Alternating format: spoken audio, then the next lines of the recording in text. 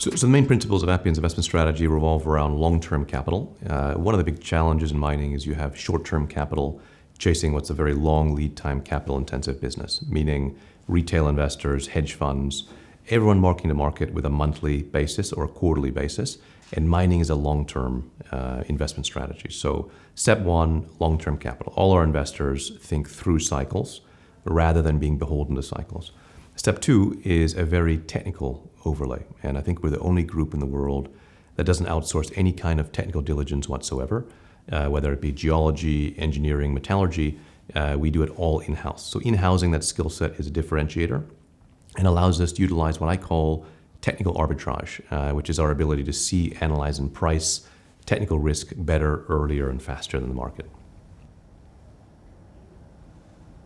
Yeah, so we give our investors exposure to a number of core thematics around the world, namely energy transition.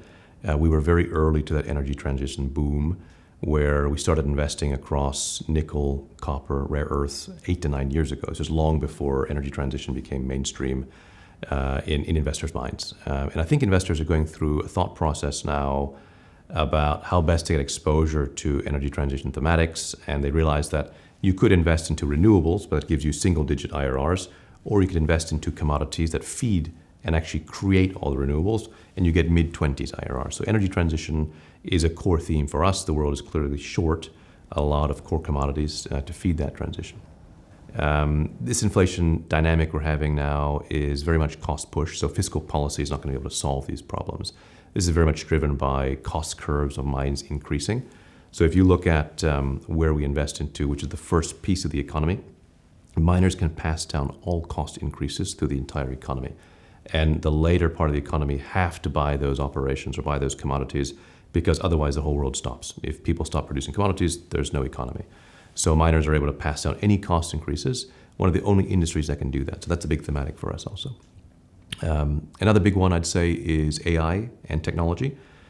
So there are many ways to invest across AI and technology. You can buy, of course, an AI company.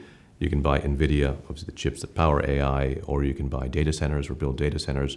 However, commodities, of course, is crucial to all of that. Copper and the wiring transmits a lot of the power required for AI, as well as energy powering those data centers themselves. So again, if you think second level, third level, you always come back to commodities being the basis and fundamentals of every core trend or every major thematic right now for investors. And I'd say the final dynamic is ESG, where this is the first fundraise we've completed where mining is considered part of the solution rather than part of the problem.